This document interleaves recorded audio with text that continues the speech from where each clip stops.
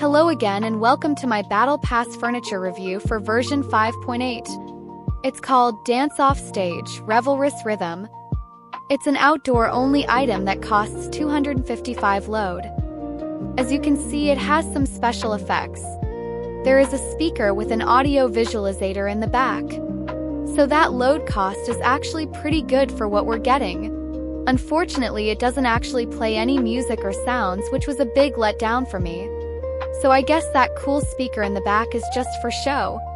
It also doesn't emit light, so there is no visual difference between day and night, and you won't be able to use it as a light source.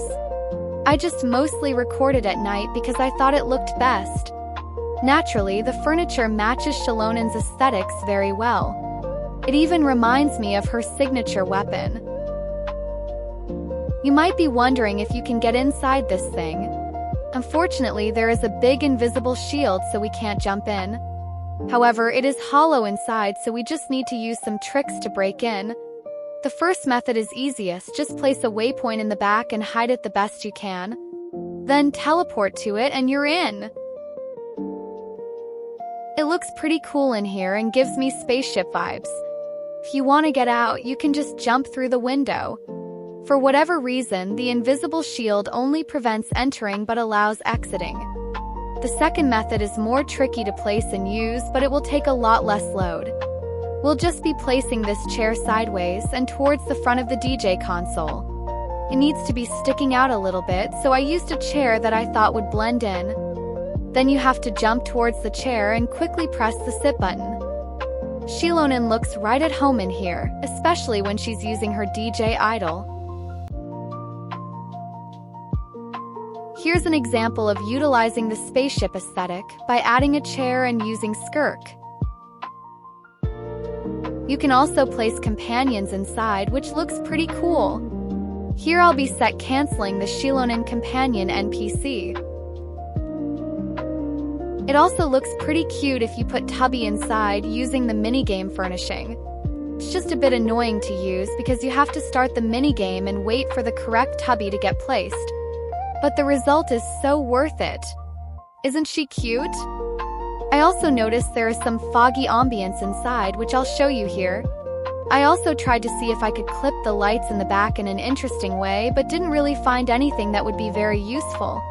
I'll still leave it in the video because it's kinda cool to know that you can isolate the lights like this. Since there isn't any lighting inside, here's how it looks when I add a blue light.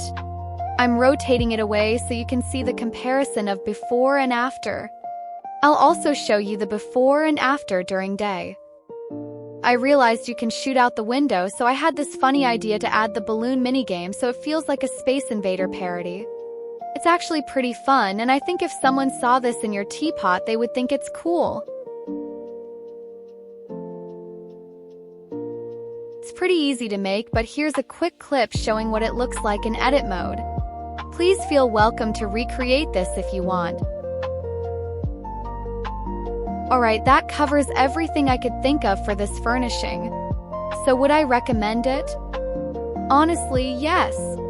It might seem at first like it doesn't fit into the game well enough to make a build with it, but if you had some of the new furniture from the summer event, then I think it would pair very nicely. Also, keep in mind that Sneznaya and Nodcry are just around the corner, and if Inefa is any clue, we should be able to expect more sci-fi furnishings in the future. So this item actually does have a lot of potential in my opinion. The big letdown for me is that it doesn't let you inside without needing to use glitches, and it has no interactivity or music. But I think everything else I covered makes up for it. But what do you think? Are you going to purchase it? Let me know in the comments, and thanks for watching.